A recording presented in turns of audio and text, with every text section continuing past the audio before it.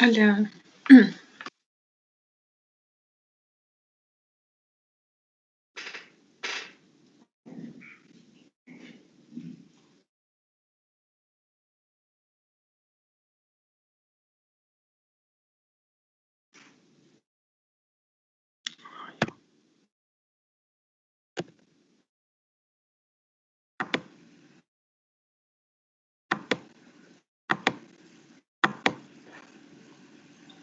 ¿Me escuchan?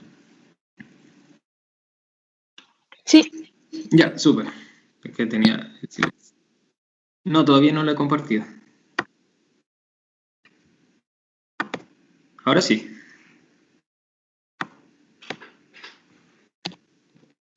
sí, ahora sí.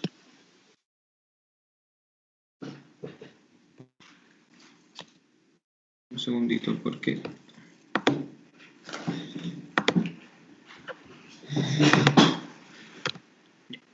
Entonces, bueno, vamos a continuar con los temas del día de la tarde de hoy. Vamos a hablar acerca de los trastornos del aprendizaje. Los trastornos del aprendizaje son una variabilidad de dificultades que pueden ser bien amplias y que se presentan no solo en el niño, sino que también ustedes se van a dar cuenta que a medida que vayan teniendo estas atenciones, las quejas bien pueden venir de parte de los educadores, con algún informe del colegio, de parte de los padres también, que ven que el niño no tiene un adecuado rendimiento y a veces también tiene complicaciones ya más en la comunidad. Representan un factor de riesgo importante, si bien para el desarrollo normal de un individuo, porque si no hay un adecuado desarrollo a nivel cognitivo, a nivel educacional, va a tener alteraciones en el proceso, tanto que va a generar problemas en el autoestima, va a generar dificultades para la socialización, dificultades cognitivas que van a presentar más adelante inclusive para problemas para socializarse, problemas para adquirir un trabajo en la vida adulta, ¿ya? Así que no es un problema menor, hay que tenerlo en consideración de que cualquier elemento que altere o desorganice el desarrollo de un individuo va a generar alteraciones en su vida posterior y adulta. Se identifica como un poderoso agente del progreso social y esto con respecto a lo que es el factor educacional, ¿ya? Si bien el desarrollo de las naciones y de las poblaciones se mide mucho en base a lo que es el desarrollo educacional que tienen las poblaciones. Actualmente, y se ha venido desde hace mucho tiempo tratando de estudiar y comprender cuál es el motivo, la causa, la teología, los elementos que son como factores protectores y de riesgo que pueden ayudar a conocer la etiología y cómo abordar y ser parte del tratamiento de los trastornos del aprendizaje con la finalidad de asegurar un adecuado desarrollo de estos chicos, ¿ya? Y tratando de tener un alcance multifactorial. ¿Por qué es importante? Bueno, por todo lo que vimos anteriormente, además que estos trastornos cursan con una cantidad importante de comorbilidades, como otros trastornos del neurodesarrollo, ya que el DSM-5 lo incluye entre estos trastornos, trastornos de la comunicación, déficit atencional, trastorno de coordinación motora y como vamos a ver más adelante hay que descartar desde patologías más orgánicas como alteraciones de la audición, de la percepción, incluso alteraciones visuales y también más alteraciones de la parte de psicopatología como no tanto las psicopatologías sino de dinámicas familiares como negligencias, abandono, eh, desórdenes familiares como alteraciones conyugales, por ejemplo, ¿ya? Muchas veces nos damos cuenta de algún trastorno del aprendizaje porque se produce con una de las consecuencias que es lo que queremos evitar llegar, que es el fracaso escolar. Ya cuando hay un fracaso escolar, y por lo general, y en algunos casos se aborda y se indaga en cuáles fueron los factores que desencadenaron esto, pues se puede ver que hubo en algún momento algún trastorno específico del aprendizaje y que conllevó a una baja autoestima, que conllevó a querer de hacer un rechazo escolar. Lo que se busca con el tratamiento y la comprensión es lograr tener una adecuada integración de estos estudiantes y que puedan ir a través de, una vez que se identifican las cualidades y especificaciones de cada paciente, poder integrarlo a un sistema donde se adapte su currículo, se adapte sus exigencias y poder que crezca a la par y que se desarrolle al igual que sus compañeros que no tengan o que tengan menos dificultades o que no las tengan. Entonces, en cuanto a la... Sí, gris será este. Ah, listo, ya. Ya, ahí, bueno, ahora sí se ve completo. En cuanto a la definición, bueno, ya habíamos hablado un poco de generalidades. Las dificultades del aprendizaje son un grupo heterogéneo, ¿ya? Porque son bien diferentes, pueden cursar, si bien con aspectos similares, digamos que pueden haber alteraciones en la lectura, la escritura aritmética, que pueden confluir entre ellas, pero también se pueden presentar específicos. Es difícil que una patología, si bien de alguna alteración del aprendizaje, curse sola, ¿ya? Porque en los primeros años de vida, como nos vamos a ver más adelante, va a ser difícil identificarlo y por general este niño va creciendo con ciertas dificultades que no han sido bien notorias y que cuando están en años posteriores, donde empiezan las exigencias, donde hay que hacer mayor razonamiento, como los cálculos, como leer y analizar, allí se va dando cuenta de que realmente no cumple con todos los criterios esperados para la edad y esto puede repercutir en el ánimo del niño, que puede generar trastornos de ansiedad, rechazo escolar y ahí ir en comorbilidad con otros trastornos del ámbito psiquiátrico y a veces también con trastornos más orgánicos, ¿ya? Entonces son heterogéneos y presenta dificultades en el rendimiento escolar que pueden ser en la lectura, la escritura y la aritmética, básicamente esos tres globos.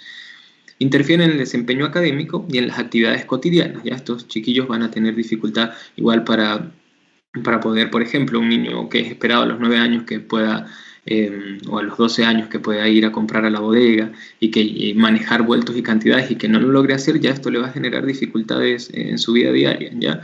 O por ejemplo, cuando están en una edad escolares que tengan que jugar el escondite, por ejemplo, y que tenga alguien con una alteración de la aritmética y tenga que contar hasta cierta cantidad de números y no lo logre hacer, ya le va a generar una dificultad para el proceso del juego y socialización. Entonces, es importante. No se va a explicar estas alteraciones por discapacidad intelectual, métodos de enseñanza inadecuados, dificultades sensoriales o trastornos emocionales o neurológicos. Es por eso importante que tenemos que tratar de aprender y ver de una manera integral qué es lo que está pasando con el chico, porque no vamos a adjudicarle que tiene un trastorno en la escritura y de repente nos pasamos por alto que el pequeño no estaba viendo bien y que tiene una alteración visual o que de pronto no se le hizo nunca unos potenciales evocados para el trastorno de la conducción auditiva y estemos tratando derivando a un terapeuta ocupacional un niño que no escucha bien, ¿ya? Entonces hay que pensar bien amplio y descartar muchas otras patologías antes de poder decir ya si tiene un trastorno específico del aprendizaje. El origen está relacionado con déficits de procesos cognitivos, sí, que pueden ser procesos derivados de alguna alteración en el desarrollo y como bien tenemos que evaluar que no haya ninguna alteración de parte de negligencia de los padres y que esto se va dando, por eso nosotros en psiquiatría infanto-juvenil hacemos mucho empeño en trabajar en el apego, ¿ya? Porque desde allí esta relación de diada madre-hijo, y ojo que no tiene que ser solamente la madre, sino que también puede ser que genere vínculo y esto va a incentivar el proceso de desarrollo educacional que incluso se puede ver desde el embarazo. Ya cuando estas madres le hablan, lo incitan a que diferencien los colores o le ponen música, esto va a hacer que estos niños puedan tener un mejor adecuado a aquellos que las madres lo rechazan desde el embarazo, va a tener mayores dificultades en cuanto a sus procesos cognitivos, ¿ya? Por lo general estos trastornos tienden a persistir en el tiempo y a presentarse de diferentes formas a través de las etapas evolutivas. Recordemos que las exigencias van a ir variando a medida que el chico crece. Por ejemplo, en los preescolares o cuando inician en el jardín, en la edad escolar, ellos tienen más actividades manuales, más de juegos y en algunos niños se pueden ver que tienen dificultades como para aprenderse las canciones o dificultades para poder contar pequeñas semillas, por ejemplo, y va a ser más difícil de detectar, pero sin embargo si estamos atentos y si tenemos unos educadores buenos se van a dar cuenta de que hay alguna diferencia en cuanto a lo que se espera para la edad, ¿ya? Y a medida que va pasando, los niños que se les exigen más tener en resoluciones de tipo matemáticas o de comprensión lectora y que no lo encuentren o que de pronto cuando tengan que hacer una disertación o leer en voz alta, ahí podemos ver alteraciones. Y ahí es donde empieza el descarte de, oye, ¿será que de verdad tiene un trastorno de la lectura? ¿O será que está ansioso? ¿O será que el niño está deprimido? Y allí tenemos que tener un pensamiento así como bien amplio. Constituye un problema dimensional, no categorial, es decir, que es bien amplio y multifactorial, El curso prolongado, como lo dijimos, requiere intervenciones a corto y a largo plazo. Es posible ver que una vez que ya cuando vayamos a hablar del tratamiento, vemos que se puede trabajar con un niño que tiene trastorno de déficit, por ejemplo, de una discalculia, y se le enseña y el niño resulta que sí aprendió a sumar lo básico, pero a medida que vaya, por ejemplo, avanzando en edades, las complicaciones o los problemas matemáticos van a ser más difíciles y ahí es posible que necesite una nueva intervención, ¿ya? Porque el problema puede que biológicamente se persista, pero que se vaya manejando a medida de que vaya teniendo las exigencias académicas. Suelen ser atendidos por trastornos del lenguaje y psicomotores durante la etapa preescolar. Por eso es que una atención, como lo vamos a ver, va a ser de múltiples factores. ¿A qué lo podemos relacionar? A factores genéticos, factores ambientales. Se manifiestan a través de dificultades en el rendimiento en uno o más áreas del aprendizaje. Puede ser uno solo, como les expliqué, pero igual se puede ver integradas que tenga problemas para calcular y problemas para leer también. Y cuando hay problemas del lenguaje, es muy probable que tengan otros factores como para escribir, que ya lo vamos a ver, que es la disortografía o la disgrafía.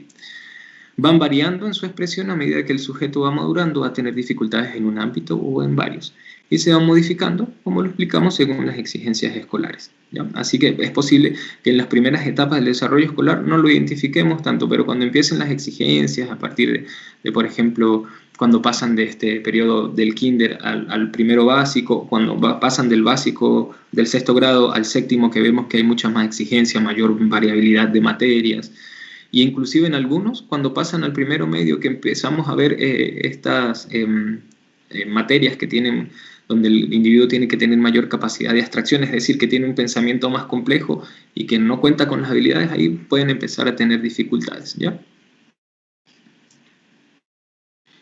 Entonces, es importante que para adquirir estos elementos del aprendizaje tenemos que pasar por ciertos procesos, ¿ya? Como todo, siempre les explico a mis pacientes, no todo se hace de la noche a la mañana. Esto es un proceso que se va surgiendo, no todos nacemos caminando, así que necesitamos algunos de ciertos elementos para poder funcionar de una manera.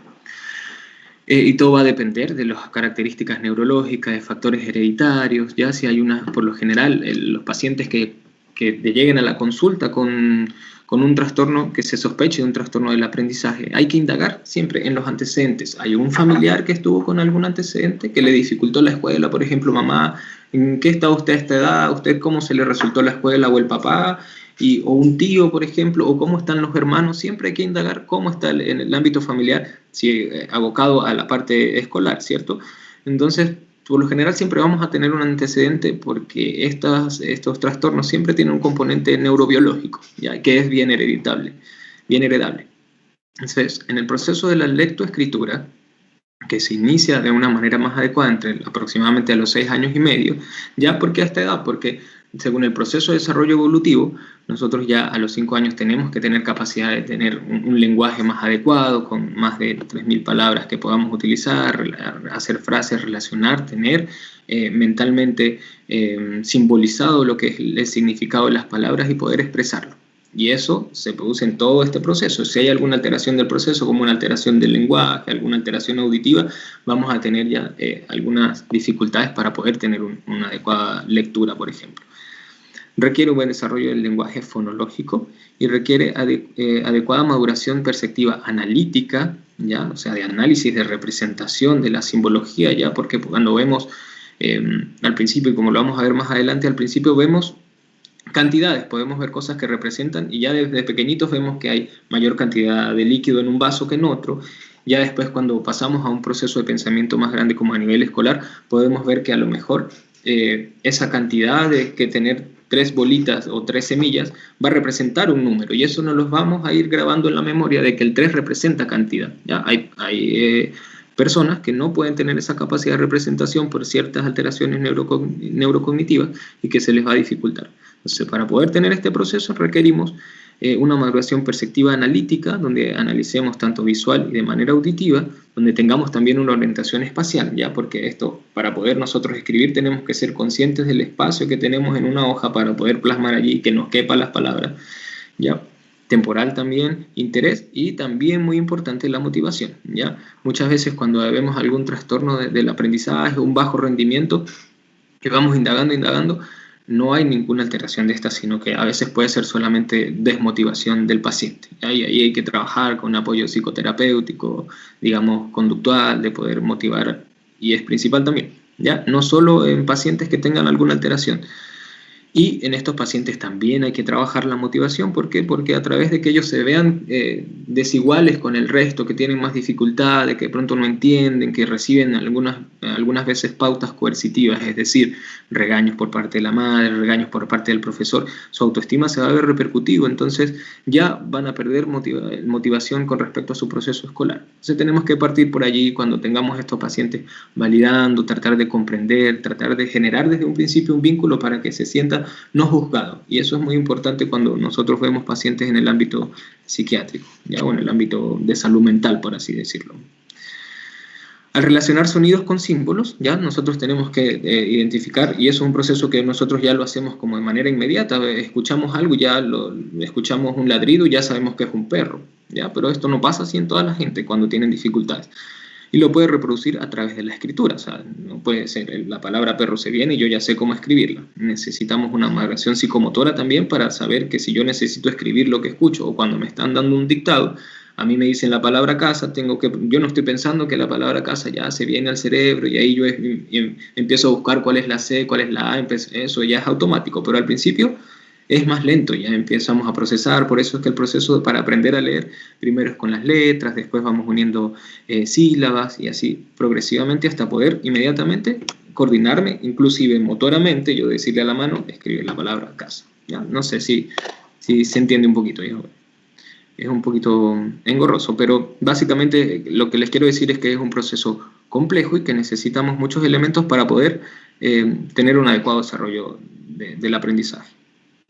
Entonces, los objetivos son como asociar los símbolos gráficos con sonidos. Eso es lo que se espera cuando ya tenemos un desarrollo y cuando ya estamos a los 6 años, por ejemplo. Diferenciar de estímulos auditivos próximos, es decir, poder diferenciar el sonido de una D con una T, de una R con una D, para poder identificarlo y poder escribirlo. ¿Ya? Diferenciar grafías semejantes como la A y la O, la B y la D, la P y la Q, que antes de esta edad, y supongamos que en esta edad se puede esperar que haya algunas dificultades, estos niños que van a escribir la B y ponen una D o una P, pero ya digamos que entre los 7, 8 años no debería estar pasando, ¿ya? Aprender diferentes representaciones de una misma letra, ¿ya? Saber que hay mayúsculas, minúsculas, que se aprende a escribir, digamos, de manera corrida, y que también de eliminar el campo semántico y el significado que tiene cada palabra. ¿Por qué es importante esto? Porque a veces vemos como que situaciones tan complejas y que nosotros en un box con un papel y un lápiz podemos hacer diagnóstico, chiquillos. Por ejemplo, llega el paciente y viene con una carta al colegio de que ha tenido dificultades. Ya pues si tenemos un vínculo y logramos disminuir la ansiedad del paciente y vemos que es un paciente que va a ser colaborador, podemos decirle, oye, ¿me puedes escribir los números? Y ahí podemos ver si es capaz de simbolizar los números, capaz de escribirlos, vemos si es capaz de plasmarlos en un campo de una hoja que le quepan los números del 1 al 10, por ejemplo. Si hay algunas alteraciones como los números en espejo, que no es esperable para la edad de los 7 años, por ejemplo, y vemos cómo está su trazo, si está muy acentuado, si los números son muy grandes, si no tienen... digamos, si son muy disorgánicos, es decir, que si en números más grandes y más pequeños, si está como muy desordenado, o si lo hace bien, ¿ya? Y ahí podemos descartar o sospechar realmente que estamos enfrente de una alteración del trastorno del aprendizaje, ¿ya? O ponerlo a leer, por último. Ponerlo a leer, vemos si lee bien, si es capaz de leer y si es capaz de comprender lo que está leyendo. Ya lo vamos a ver más adelante, ¿ya? Entonces, dentro de las capacidades que tenemos que tener, tenemos psicomotoras, cognitivas, perceptivas y lingüísticas. Dentro de las psicomotoras tenemos la recepción de estímulos, que tenemos la capacidad de diferenciarlos, asignar un significado y tener como un lenguaje interno que nos lleve al movimiento que tengamos que realizar. Las cognitivas ya es un proceso más intrapsíquico, escuchar los símbolos auditivos, representar los sucesos, comenzar a reconocerlos y tener un lenguaje receptivo como de análisis. Las perspectivas, limitar el sonido, diferenciación y poder expresar de una manera, bien sea verbal o no verbal, es decir, el lenguaje, ¿ya? Y las lingüísticas, darse cuenta de ciertas regularidades, constancia, permanencia de objeto y lenguaje comprensivo, ¿ya? Entonces, Todas estas integraciones se requieren para tener un adecuado desarrollo integral y poder iniciar el proceso de aprendizaje. Entonces, cuando hay alguna alteración, ¿qué manifestaciones podríamos ver según la etapa evolutiva? Y esto es importante porque va a ser como más evidente en unas que en otras, ¿ya? En los preescolares, como les había mencionado anteriormente, vamos a ver que hay dificultad en los niños en recordar canciones, discriminar sonidos semejantes, o los niños que, por ejemplo, le ponen los sonidos de la granja y ahí hay dificultad de que sepa identificar cuál es la onomatopeya de una vaquita o de un gato, y porque no tienen esa capacidad de representación, ¿ya? O articular sonidos y similar sonidos de los que se pide que se repiten. Ya vemos que hay alteraciones más motoras cuando el niño no es capaz de vestirse solo, subirse el cierre, o no es capaz de coordinar la comida, y ahí podemos sospechar de que hay algo. Ya por último decir, bueno, descartemos patología neurológica, y ahí se va viendo. Si se descarta todo lo orgánico, podemos empezar a sospechar de algo ya más específico. En los escolares vamos a tener mayores exigencias, ¿ya? De ahí el niño ya va a empezar con el proceso de lectura, donde pueden tener dificultad en la ortografía y en la gramática, ¿ya? Y en los adolescentes, donde se exige más porque su pensamiento debería estar ya más desarrollado, entonces por lo general van a tener problemas. Aquí solamente sale la comprensión de textos, ¿ya? Porque se les va a exigir capacidad de análisis, se les va a exigir capacidad de cálculo, y sobre todo se va a ver, si no han presentado dificultades en las etapas anteriores, más dificultades en estas materias que ameritan mayor racionalización, como la física, la química y la matemática. Y en los adultos, si persiste todos estos problemas, a tener problemas en la escritura, en la velocidad con que escribe, en la velocidad lectora, y que obviamente si persiste, pues le va a traer dificultades para su ámbito laboral o social, y si no es tratado con anterioridad, posiblemente tenga algunas otras comorbilidades del ámbito psicológico. Bien, así como punto. ¿Sí?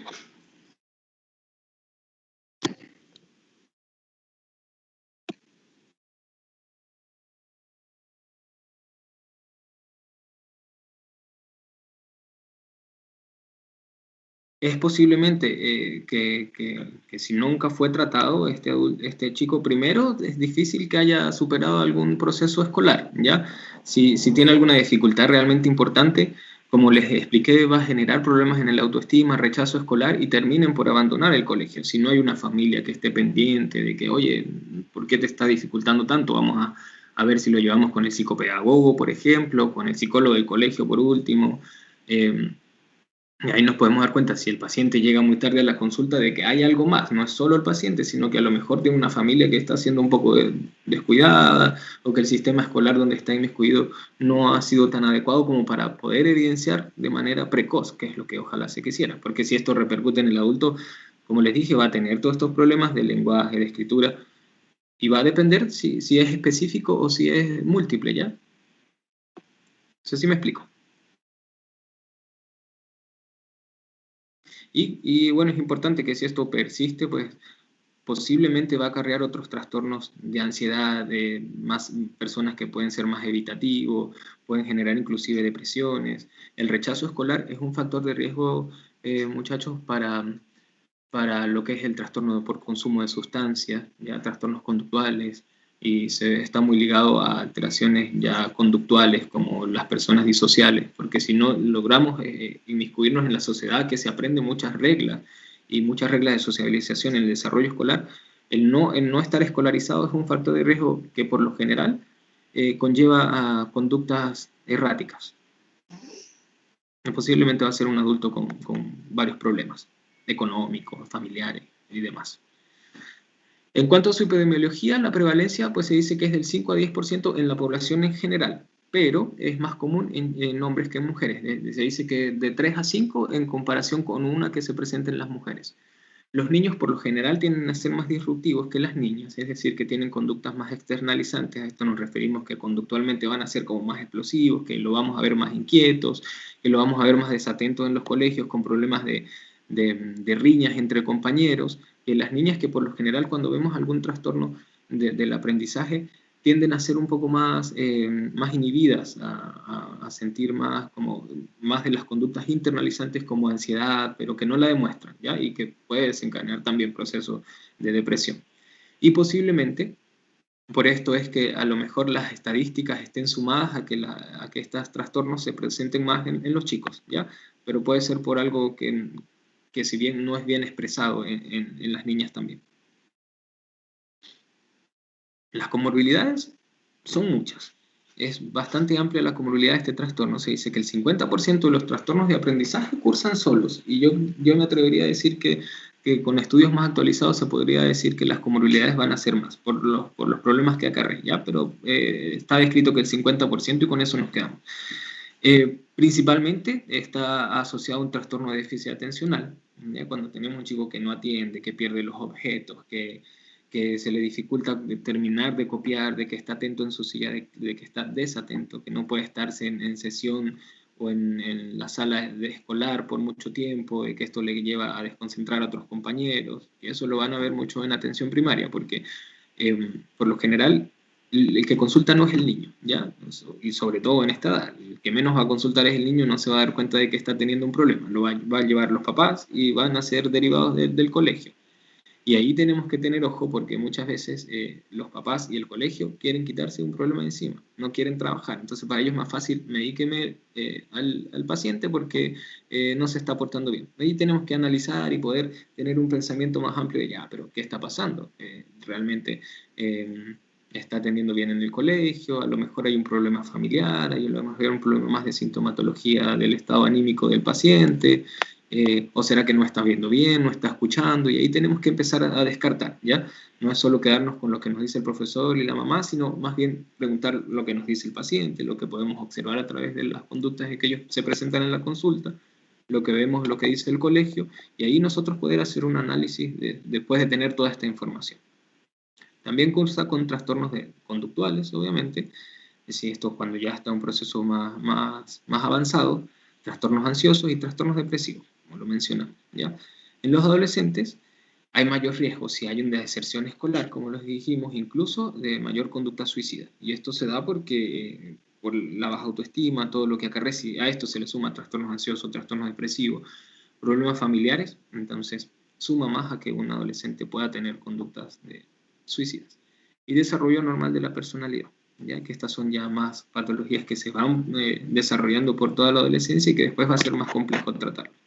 Un tercio de los niños referidos a salud mental tiene trastorno de aprendizaje no diagnosticado, porque a veces nos interesamos y a veces es difícil también, porque si hay un niño con un trastorno depresivo, por ejemplo, nos vamos a abocar a que, por ejemplo, su riesgo vital o el problema que está acarreando en ese momento va a ser el trastorno del ánimo, entonces uno tiende a enfocarse en uno solo. Pero a medida que después va mejorando el paciente, igual es importante que en todas las consultas veamos el ámbito escolar. Y eso en nuestros chiquillos siempre va a ser, en nuestros niños, y en niños, niñas, adolescentes, siempre va a ser como una constante de pregunta. ¿Cómo está? ¿Cómo está la familia? ¿Cómo estás durmiendo? ¿Cómo estás comiendo? ¿Cómo te está yendo en clase? ¿Ya? Y eso es como constante, eso es algo que no se nos puede pasar a preguntar, porque a través del rendimiento escolar nosotros vamos a tener cantidad de cosas para poder descartar. Y está asociado a trastorno de coordinación psicomotora y del lenguaje. Las consecuencias de no poder abordarlo sería la baja autoestima, como lo hemos dicho, y muchas veces estos trastornos se ven perpetuados porque hay disfunciones familiares que no son bien indagadas, y lo que queremos evitar, y una de las cosas, las consecuencias más graves es de deserción escolar. No es porque sea la deserción escolar como tal, sino por todo lo que va a desencadenar que un adolescente, un niño, no esté escolarizado, ¿ya? Y eso repercute inclusive cuando es muy importante en el desarrollo de una sociedad, ¿ya? Entonces, bueno, así como todos conocemos, existen los criterios del DSM-5 que él trata como de tabularnos y es como para organizarnos un poquito, ¿ya? Lo clasifica para poder tener sus criterios como una dificultad en el aprendizaje y en la utilización de las aptitudes académicas, que es evidenciada por la presencia de al menos uno de los siguientes síntomas que han persistido por lo menos durante 6 meses a partir de las intervenciones dirigidas a estas dificultades. Es importante ver que estos diagnósticos se aplican y hay que diferenciarlos según el proceso evolutivo de cada niño. Es como lo esperado, lo que yo espero que un niño de 5 años esté realizando, lo que yo espero que un adolescente haga. Y como se los explicó la doctora anteriormente, aquí es importante apoyarnos, los que vayan a trabajar en atención primaria, que está el programa de niños sanos. Por lo general, uno como médico ve muy pocos controles, que si el del primer mes o el del tercero o algo más puntual. Pero las enfermeras y las nutricionistas también van a aportar información. Entonces, cuando tengan alguna duda, oye, ¿cómo va en el proceso del crecimiento? ¿Está adquiriendo las capacidades esperadas? Y si no, entonces ahí se nos alertan ciertas alarmas que nos pueden hacer sospechar. Entonces, dentro de estos criterios está lectura de palabras imprecisa o lenta, o que tenga que hacer mucho esfuerzo para leerla, dificultad en comprender el significado de lo que lee, dificultades ortográficas que se van a ver a través de la evolución escrita, dificultades en la expresión escrita, es decir, que no solo que tenga dificultades para escribir, puede escribir bien, pero que no se exprese de una manera adecuada lo que quiera decir el paciente. Dificultades para dominar el sentido del número, ¿ya? Como de manejar cantidades, representarlas a través de los símbolos numéricos. Y dificultades en el razonamiento matemático, que esto ya va a ser en etapas más adelante, como en los adolescentes. En el criterio B tenemos que las actitudes académicas están sustancialmente y en grado cuantificable por debajo de lo esperado, lo que les acabo de decir, para la edad cronológica del individuo e interferir significativamente en su rendimiento académico, laboral o en actividades de la vida cotidiana. Y aquí tenemos que tener ojo porque en algunos pacientes, y es que esto ya va a ser como diagnóstico diferencial con un déficit intelectual, que ahí nosotros tenemos que poder representarnos y poder decir, ya, pero este paciente si tiene un déficit cognitivo, entonces no tenemos que esperar menos, ¿ya? Y ahí poder hacer una adecuada evolución. Las dificultades, bueno, pues tienden a comenzar en la edad escolar porque es a medida que se van dando las exigencias. Y las dificultades de aprendizaje nos explican por otras discapacidades intelectuales, trastornos auditivos o visuales no corregidos, otros trastornos mentales o neurológicos, adversidad psicosocial, falta de dominio del lenguaje, de instrucción académica o directrices educativas inadecuadas. Por eso es que tenemos que hacer principalmente un diagnóstico diferencial. Descartar factores orgánicos, factores neurológicos, factores ambientales, que es muy importante en nuestros pacientes, porque si bien la mayoría de los problemas, así nosotros podamos identificar, ya tiene un trastorno del lenguaje, pero tenemos que descartar que se esté desarrollando en un ambiente familiar. Y se van a dar cuenta que un chico que tenga una familia adecuada y si tiene un trastorno del aprendizaje va a avanzar, porque va a tener un apoyo familiar, porque la familia va a estar pendiente de que su evolución escolar sea adecuada, mientras que en otras familias más desorganizadas no, se le va a hacer mucho más difícil. No estoy queriendo decir que no lo haga, pero va a ser mucho más difícil el camino. Hay que especificar si hay dificultades en la lectura, en la expresión escrita o matemática, ¿ya? Porque lo vimos como anteriormente que estábamos clasificados en estas tres ramas. Entonces, tenemos en la lectura dificultades en la precisión en la lectura de las palabras, si hay alteraciones en la velocidad, que lee muy lento, o en la fluidez de la lectura, que le cueste como conectar unas palabras con las otras, y sobre todo podemos tener inclusive chicos que lean bien, pero no comprenden la lectura. Entonces no nos podemos quedar con que solamente ya llegó el paciente a la consulta, le pasé, leyó una frase de un cuento sencillo, y, no, sí, está bien. Pero ya, ¿qué entendiste de eso? No, la verdad que no sé, no entendí. Volvió a leer, no entendió. Ya, ahí sospechamos, ¿sí? Para que no nos quedemos así como con... Son cosas sencillas que hay que hacer, pero a veces nos quedamos a medias con lo que hacemos. En la escritura, entonces, dificultad en la corrección ortográfica, no saben utilizar puntos, gramáticas o escribir de una manera adecuada la secuencia de las palabras. La corrección gramatical y de puntuación también, en algunos pacientes se alteración. Pueden escribir bien, tener hasta una letra bonita, pero la ortografía malísima. Entonces, a veces eso conlleva a que los papás regañen, a que los pongan a hacer cantidades de caligrafías, pero en algunos casos nunca se abocaron de que, oye, pero hay un problema más y le estoy explicando una y otra vez y no entiende que lleva acento, por ejemplo. Ahí hay que sospechar, ¿ya?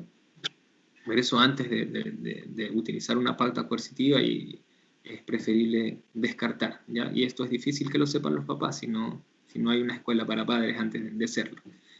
Claridad u organización en la expresión escrita. Y en la aritmética o en la matemática, que tengan sentido de los números, que puedan memorizar operaciones aritméticas, como cómo sumar, cómo restar, el cálculo correcto o que sea fluido. Vemos muchos casos que hay niños no sé, o adolescentes que todavía tienen que sumar a cuentadedos o que se les dificulta representar cifras y poderlas sumar mentalmente. El razonamiento matemático correcto, ¿ya? ¿Una duda hasta ahora?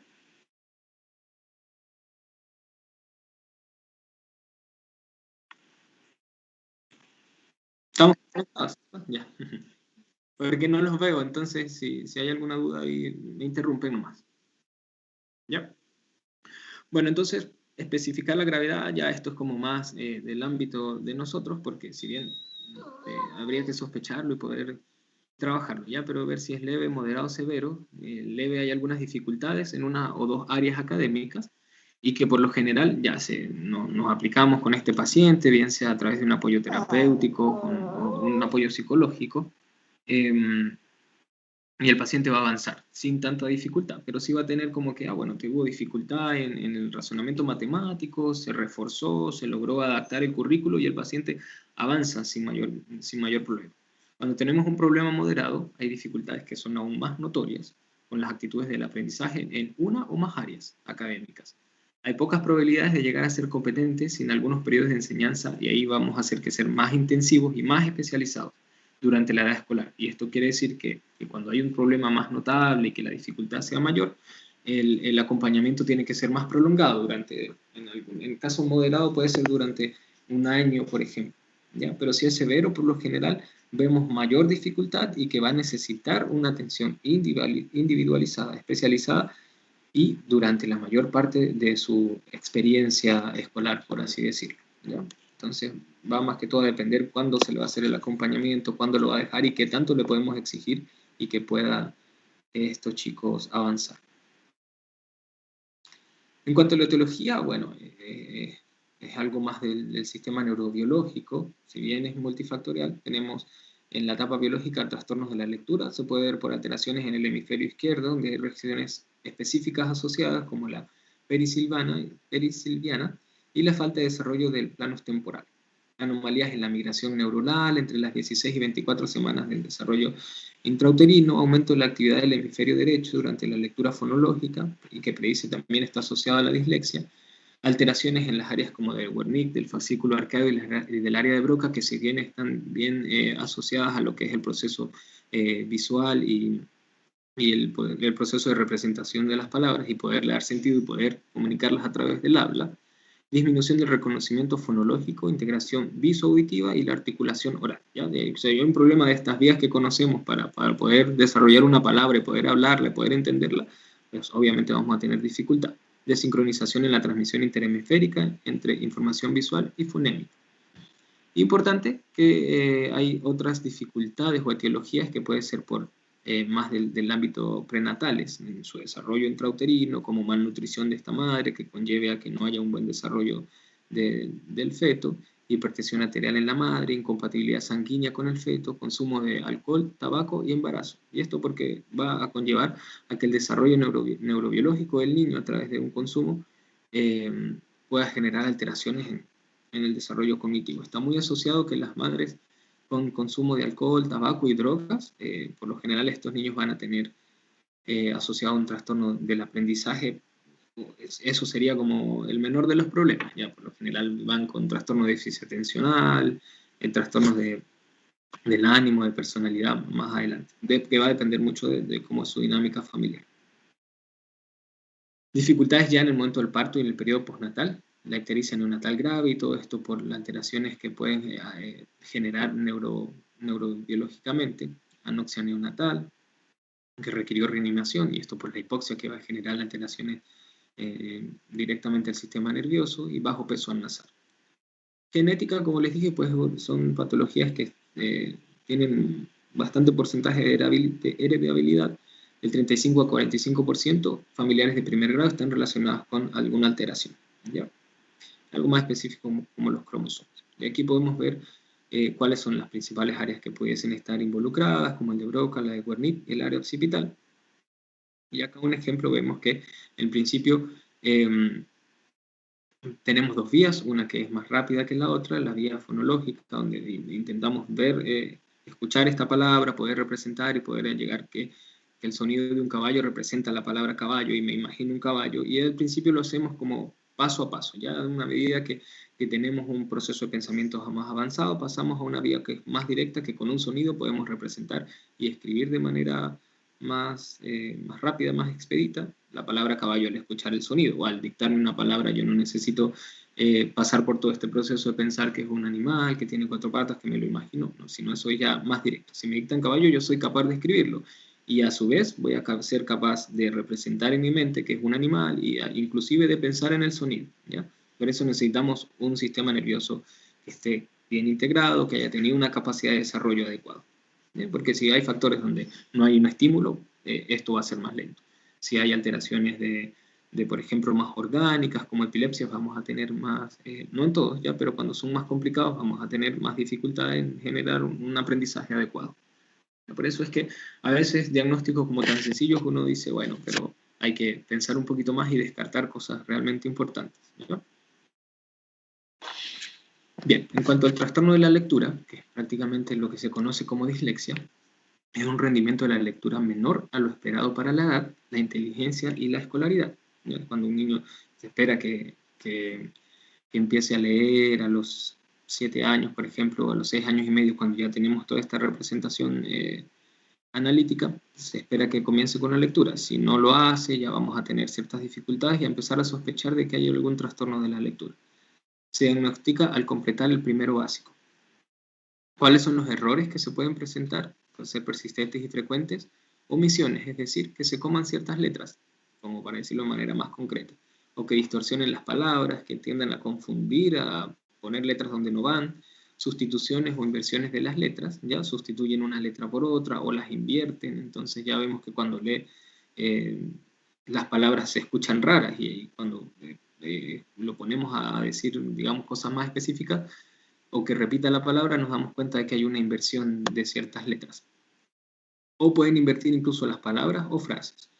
La confusión de las letras por sonidos o las grafías semejantes, ¿ya? Confusiones auditivas de las letras D o la T, y confusiones visuales como globo, o sea, en vez de, hay un globo y en vez de decir globo pueden decir lobo, inversiones en la palabra las, entonces va a decir las casas y puede decir sal casas, y ahí vemos que hay una alteración completamente del orden de las palabras, y no es algo que sea como intencional, sino que realmente la representación visual de esa palabra se altera de manera más intrapsíquica, y al poder expresarla hay otro resultado.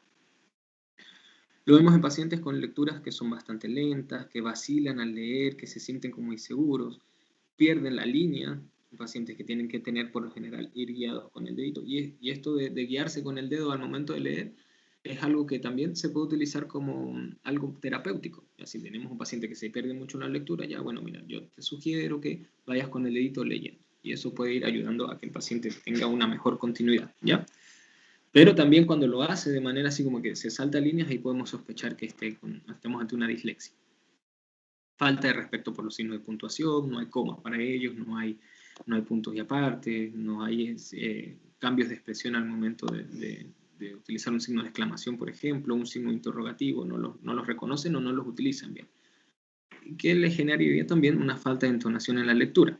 La lectura se hace difícil de comprenderla y el que escucha pues no va a entender nada, y ahí sospechamos, ¿no? El déficit se acompaña de dificultades en la comprensión, no puede recordar lo que ha leído porque posiblemente no logre entender lo que haya leído. No puede sacar conclusiones porque no puede recordar tampoco, entonces esto conlleva un cuadro de dificultades. No puede hacer síntesis y no puede relacionar el contenido a otros temas. Entonces, si no hay una comprensión, si no hay una capacidad de recordar, ¿cómo esperemos que este niño me dé un examen de manera adecuada? ¿Cómo esperemos que estudie? ¿Cómo esperemos que avance en su escolaridad? Entonces, no es menos importante el poder descartar un trastorno de la lectura. Antecedentes de las dificultades de la lectura, pues tenemos dificultades en funciones básicas para el aprendizaje de la lectura, dificultades en el aprendizaje del alfabeto, no se pueden aprender, por lo menos se pueden aprender las vocales, pero ya cuando aprendan el abecedario va a ser más complejo. Juntar las letras en sílabas y palabras, que sería algo como esperado a partir de los 6 años. No pueden hacer rimas simples, recordar canciones infantiles en menores edades y categorizar o recordar diferentes sonidos. Entonces ya ahí podemos ver que hay alguna alteración tanto de la percepción del sonido, tanto como de la expresión del lenguaje, que se le va a dificultar posiblemente a estos niños que vayan presentando esto una dificultad para poder leer de manera adecuada. Entonces, entre las señales tempranas de riesgo, para nosotros poder empezar a sospechar, vemos que hay un aprendizaje de la asociación entre sonido y letra que está alterado, ¿ya? Conciencia fonológica, la habilidad de traducir estructuras de sonido en palabras, como cuando ya hay una capacidad de describir, podemos decir que represente el sonido de un perro, o que escriba, o que si de pronto le damos un sonido y escriba el animal que lo representa, pudiese tener dificultades en realizar. Velocidad para nominar en forma automática. Ya esto de manera mental, no hay capacidad. Y cuando hay comprensión de textos, se ve dificultad porque hay una amplitud del vocabulario, los conceptos verbales no están bien identificados y las habilidades gramaticales pues tienen mayor dificultad. La hiperlexia, que está presente en algunos trastornos del aprendizaje, porque esto no es TEA, ya se pueden confundir, y desarrollan la lectura sin comprensión, ¿ya? Esto les dije que en algunos pacientes pueden leer de manera adecuada, que sería la hiperlexia como manera de concepto.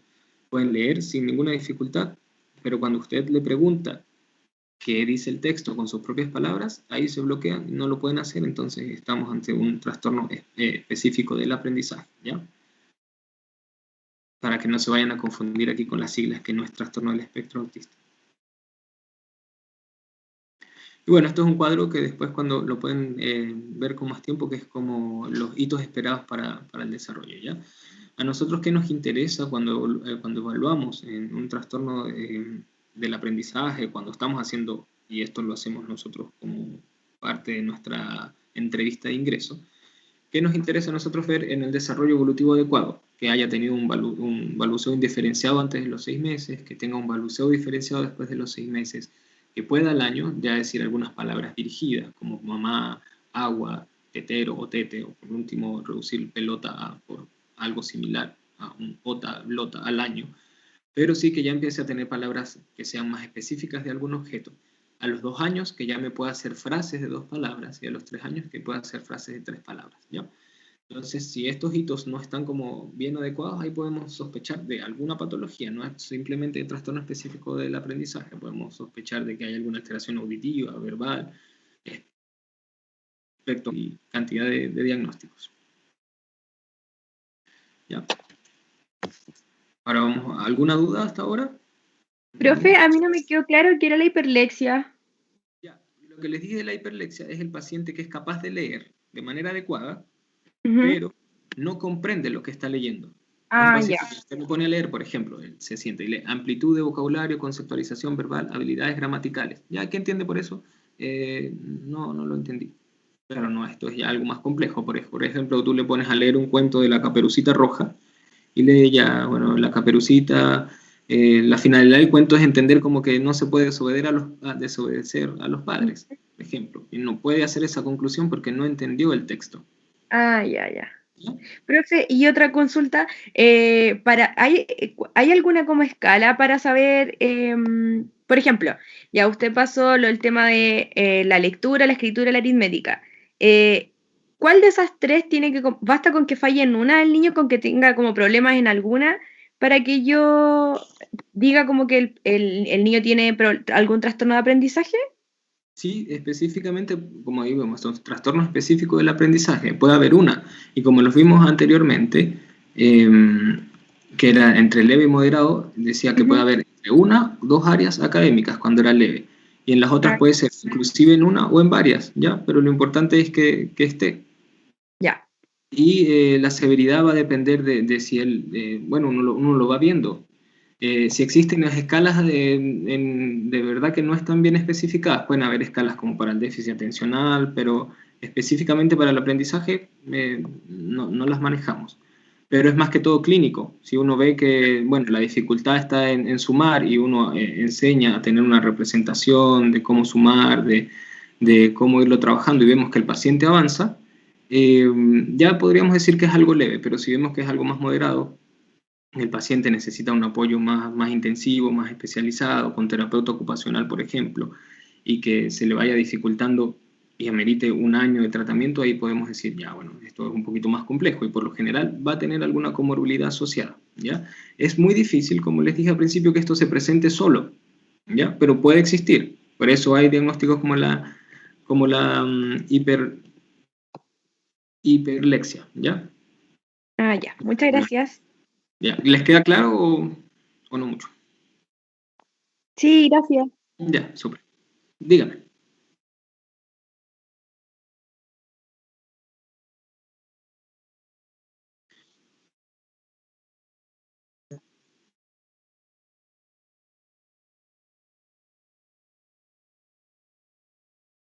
Ya, bueno, eso es importante porque una de la base de nuestros diagnósticos es poder generar un vínculo adecuado con el paciente, ¿ya?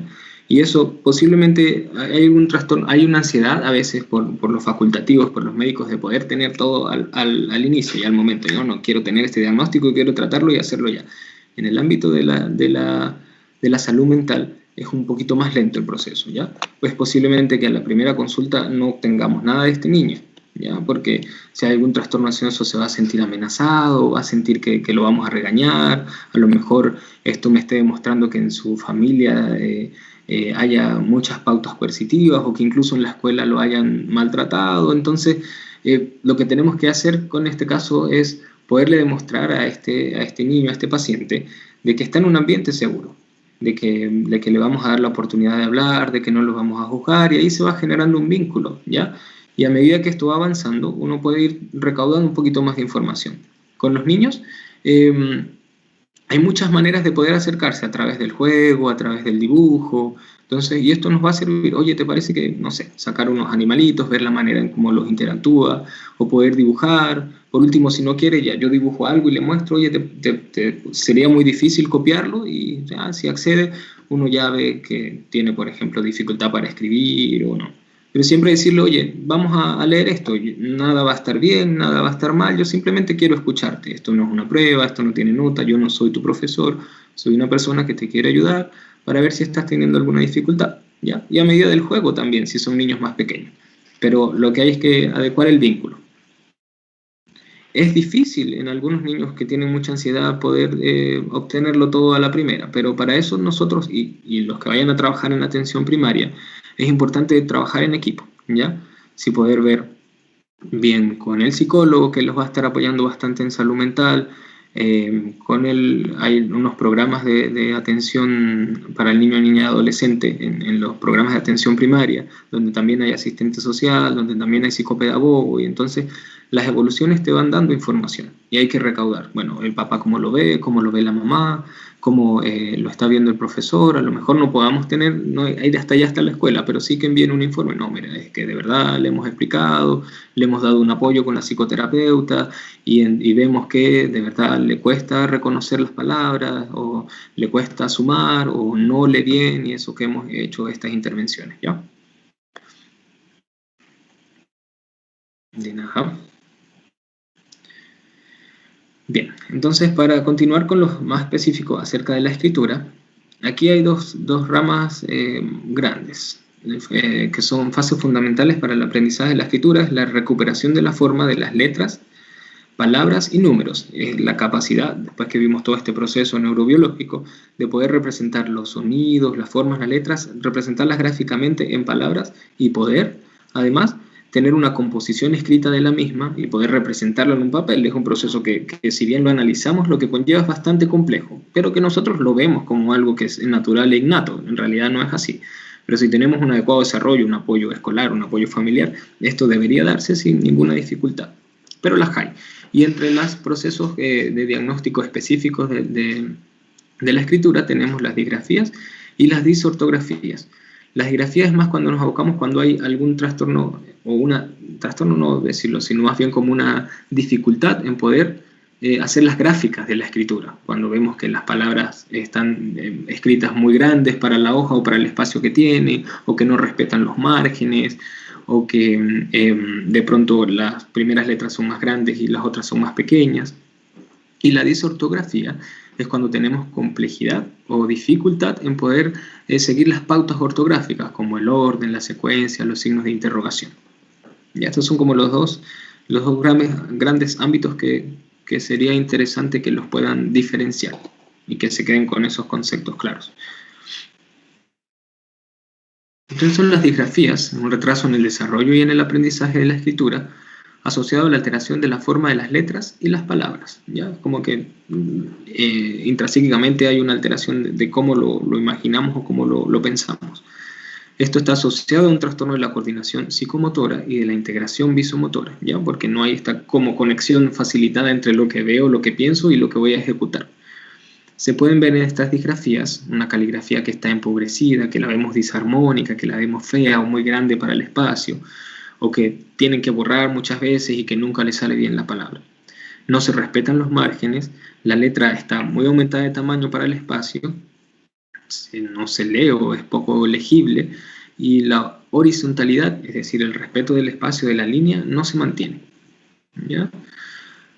Hay disgrafías que son más superficiales, que es por problemas para visualizar, para utilizar la ruta directiva visual o lexical, por lo que se ven obligados a recurrir a la vía indirecta o fonológica. Es decir, que en vez de poder representar esta palabra, lo que van a escribir es como lo que escuchan directamente, y podemos ver palabras inclusive más como onomatopéyicas, por así decirlo. Almacenamiento incorrecto de las palabras, la ineficiente automatización de los procesos de recuperación visual y los deficitarios recursos de atención y memoria de trabajo visual implicados en este tipo de escritura. Entonces, palabras desconocidas, difíciles, palabras como un hola o mantequería, se escriben como hola sin H porque no está representadamente esta estructura gramatical, o la mantecería por mantequería, ¿ya? No le colocan el acento, no utilizan la U que representa el sonido como tal, y los va a tener más dificultad. Por ejemplo, acá, ¿qué pueden ver en la foto?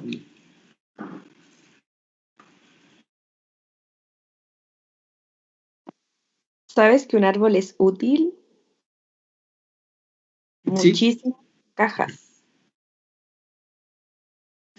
sí, pero lo que me interesa es que puedan ver como qué dificultad, ¿ya?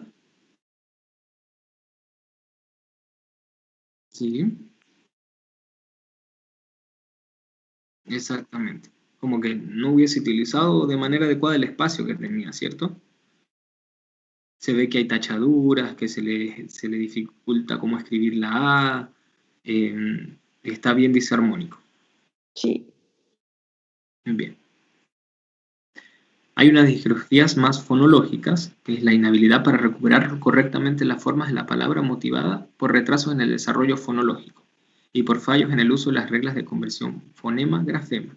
O sea, hay sustitución de algunas letras o algunas palabras, o omiten algunas letras, cambian los grafemas de posición, añaden cosas, es como que inventan palabras, errores en los grafemas que son más comunes como en la H, en la doble L, el Q, el U, el R, errores en la G antes de la E y de la I, son como más estas palabras que son más complejas, y ahí van a tener errores porque las sustituyen, las cambian, las evitan porque no las reconocen. Errores en los grafemas como la K, la C, seguidas de la vocal A, por lo general cuando tiene que haber una K poner una C, por ejemplo, y errores en la diéresis, omisiones de la E, de la R, por ejemplo, poglama en vez de escribir programa, ¿ya? Inversiones y escrituras en espejo. Por ejemplo, acá en el primer dibujo, ¿qué pudiesen ver?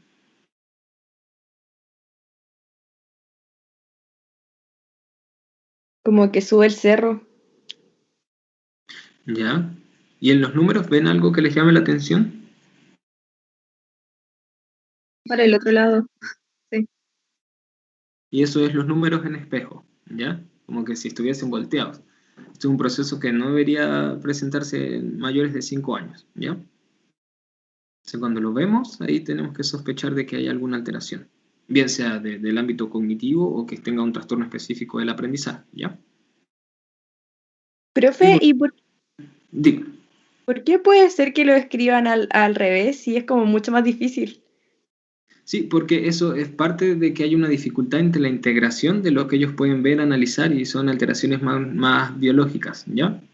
Es como la capacidad de representar un número de manera adecuada, de cómo lo ven, a lo mejor hay una alteración en la vía neurológica y lo representan de manera inadecuada. Y esto es más por el ámbito biológico. Y allí hay niños que tienen dificultad en poder representarlo y lo voltean de una manera bien innata. Y hay herramientas que podemos utilizar como cajillas de arena, ¿ya? donde se le enseña al niño con el dedito a hacer el número, ¿ya? Y esto va haciendo que de una manera más lenta pero más progresiva y que se conecte lo que es lo motor y lo visual, que vayan dibujando el 1, por ejemplo. Entonces esto va a hacer que él sienta a través del sentido del tacto, que lo pueda ver a través de lo visual y que lo pueda interpretar. Y allí esto es una de las maneras como para trabajar la parte numérica y poder trabajar con estos pacientes que tienen alteración de los números en espejo, por ejemplo. Esto es como más de lo terapéutico. Que pudiese ser sencillo de trabajar y no necesita una intervención más compleja o alguna derivación cuando es algo solamente específico, ¿ya? Supongamos que llegó un paciente y si ustedes lo ponen a escribir los números del 1 al 10 y vemos que hay números en espejo. Y ahí empieza el proceso de investigación. Ya está teniendo dificultades en otros ámbitos, descartamos que haya un problema anímico, por ejemplo, o un problema más específico o alteraciones del aprendizaje. Supongamos que le pueda estar yendo de manera adecuada en los otros ámbitos, que está leyendo bien, que tiene un proceso de sociabilización adecuado en el colegio, que su familia está bien adecuada y que no tiene otra comorbilidad. Y de repente solo esto podemos trabajar con la cajita de arena, o derivarlo al terapeuta ocupacional, que también lo tenemos disponible en APS, ¿ya? Y si esto mejora, podríamos decir que fue un trastorno específico del aprendizaje leve y que lo pudimos tratar sin necesidad de hacer una derivación, ¿ya?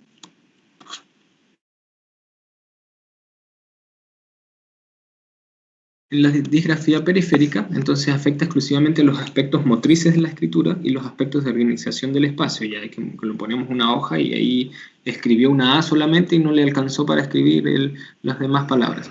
En ambos casos los problemas suelen estar relacionados con deficiente instrucción, poca práctica y trastornos motores. No se respetan los márgenes, la letra está aumentada de tamaño, el trazo es rígido y la horizontalidad pues se pierde. ¿Ya? Como lo vemos en esta foto, yo sé que igual es difícil representar, que no sabemos si la hoja era un poco más grande, pero supongamos que esa era una hoja de tamaño carta y que se le pidió escribir una frase. Entonces, ¿qué pueden evidenciar ahí?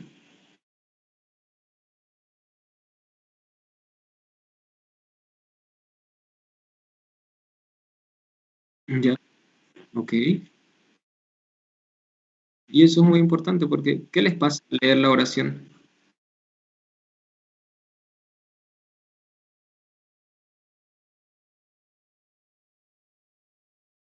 Exacto, como que cuesta entender lo que dice, ¿ya? Entonces, obviamente al momento de presentar alguna prueba van a tener mucha dificultad.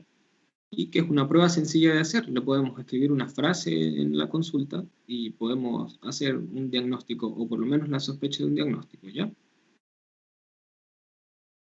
Y la disortografía, si lo ven acá, si ponemos, ¿qué pueden ver en la imagen? ¿Será una letra fea o no? No, hay falta de ortografía. Exactamente. Entonces vemos que hay una letra como bien pareja, bien armónica, respeta la horizontalidad y de pronto respeta los márgenes, pero no hay un adecuado uso de la ortografía. Entonces ahí estamos entre una disortografía, rendimiento de la expresión escrita significativamente bajo para la edad, escolaridad e inteligencia. Hay que ver si estamos ante qué proceso evolutivo, qué esperamos para la edad del paciente que esté presentando estas características. Y bueno, lo característico de esto es que los errores afectan la aplicación de las reglas ortográficas. Errores gramaticales, puntuación, organización, y el texto suele ser confuso, pero es por no uso adecuado de las comas, del punto, más gramatical que de estructura y de superficialidad de las palabras, ¿ya? Entonces, para que este proceso se realice o podemos tener una adecuada ortografía, necesitamos que nuestra memoria visual y secuencial esté adecuada, podamos reconocer una palabra y cómo se escribe, tener conciencia lingüística de cómo se escribe, cómo la vamos a representar y qué es lo que significa, poder tener integrada el espacio visomotor para que yo lo que vea lo pueda representar y hacer el movimiento, digamos, con el brazo y la mano para poder escribir. Integración visoespacial, que podamos representarlo en un espacio adecuado, planificación motora y la revisión, es decir, que yo aparte de poder escribir, representar y ver en una hoja que está escrita, yo reviso y veo que está de forma adecuada. ¿Ya? Así que es un proceso bien complejo, pero que debería darse de lo más normal. Pero sin embargo, cuando vemos estas alteraciones, la podemos diagnosticar o hacer una sospecha diagnóstica de una manera sencilla. Entonces, asociado a trastornos del aprendizaje de la lectura cuando no se produce, cuando hay algún quiebre, digamos, en este proceso. Y la descalculia, pues, es la dificultad para tener representaciones de los números o hacer cálculos matemáticos. El rendimiento del cálculo aritmético es significativamente menor para lo esperado para la edad, escolaridad e inteligencia. La discalculia implica dificultades en las habilidades numéricas básicas como generación, comprensión de cantidades, símbolos numéricos y operaciones aritméticas básicas. ¿Y por qué básicas? Porque por lo general cuando hay una dificultad lo vamos a ver en las edades básicas, ya digamos a partir del primero básico, segundo básico, cuando las operaciones matemáticas como la suma, las restas sencillas, no la van a poder realizar. Es difícil que una persona llegue a no sé, digamos a ver física y que haya tenido una discalculia de temprano. Pudiese ser si hay, por ejemplo, factores ambientales que apoyen, por ejemplo, padres que ayuden o que incentiven y que pueda superar estos procesos básicos, pero sin embargo van a notar que hay una mayor dificultad. Hay dificultad para leer y escribir las cifras, no van a tener orientación espacial de las cifras, esto es decir, como poder identificar que el número 3 significa que hay 3 semillas o que si yo veo mayor cantidad en un lado que en el otro, y esto ya porque el ver que, por ejemplo, un vaso tiene mayor cantidad de líquido que el otro, yo ya me estoy representando gráficamente o intrapsíquicamente que el espacio en alguno de los vasos está reducido, ¿ya? Comprensión de los conceptos matemáticos, como qué es una suma, qué es una resta, qué es una división, y obviamente va a tener dificultad en las tablas de multiplicar. La prevalencia es de un 2.3%. ¿Ya? No son prevalencias tan altas, pero cualquiera de estos problemas va a ser bien significativo para el desarrollo cotidiano del paciente, porque no poder identificar cantidades, esto va a hacer que, por ejemplo, sufra trastornos más cotidianos como que de pronto sean engañados con cantidades como que toma, esto es lo mismo, esta es la misma cantidad por ejemplo, de pan que el otro, y vemos que la cantidad es completamente diferente, ¿ya? Entonces puede estar para engaños, como para que el robo, cuando los niños nos manden a hacer algún recado, algún mandado. Entonces va a generar dificultades importantes en la vida cotidiana que va a repercutir en el ánimo, en la autoestima, y que si no lo detectamos a tiempo, pues posiblemente nos enfrentemos a posterior a un paciente que esté con un intento suicida, por ejemplo, y la base del intento suicida no es que lo sea del todo, pero pudo haber sido una alteración de la autoestima debido a que no podía aprender bien en la escuela. Entonces, no es nada que no sea complejo o importante hacerlo. Entonces, los procesos de aprendizaje implicados en las matemáticas son memoria semántica, que es los procesos lingüísticos, la memoria de trabajo atencionales y habilidades perceptuales, que esto es más ya como de los procesos neurobiológicos que necesitamos. Entonces, esto es un proceso de desarrollo que evolutivamente amerita un proceso importante. Se dice que el sentido numérico empieza en los primeros años de vida, después podemos garantizar o tener un sistema numérico verbal, es decir, que si vemos 3 objetos ya sabemos que eso representa a la cantidad de 3, ¿ya? Primero empezamos por observar que hay mayor cantidad. Un niño empieza a ver que hay más personas en un lado que en el otro, pero todavía no es capaz de poder percibir que eso representa un número. Ya después vemos que lo puede contabilizar.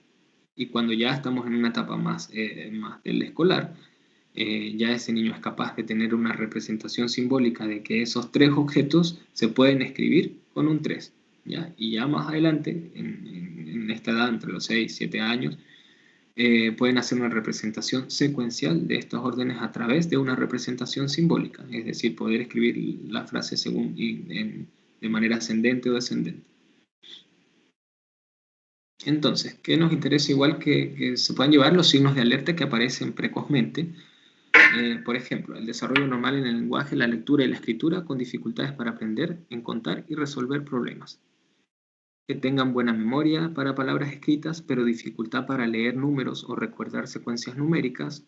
Que tengan un buen desarrollo de conceptos matemáticos generales, pero fallos en los cálculos específicos.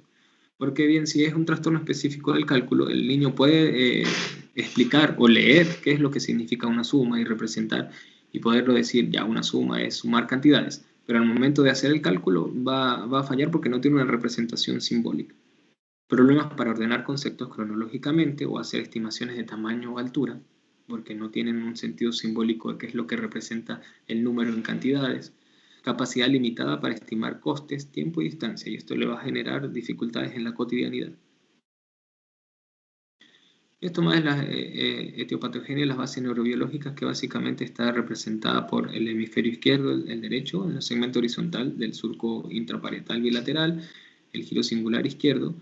Bueno, en el segmento horizontal me va a representar la manipulación de las cantidades o sentido numérico, representación simbólica mediante palabras, mediante números en el giro angular, y en el lóbulo parietal posterior, tareas numéricas que requieren una atención espacial. Y esto porque en algunos estudios neurobiológicos se ha detectado algunas malformaciones a nivel de estas áreas, que puede estar representado o asociado a algún factor estresante durante su desarrollo intrauterino o posterior.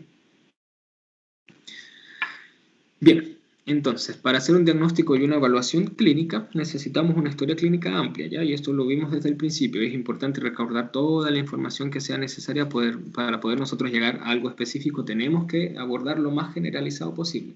¿Cuál es la evolución de los síntomas? ¿Cuándo empezó? ¿Por qué ahora vienen a consultar? ¿Qué es la dificultad que tienen ahora? ¿Cuál es la posición de la familia ante este trastorno? ¿Qué se ha hecho? ¿Qué no se ha hecho? Para nosotros poder centrarnos en el aquí y el ahora.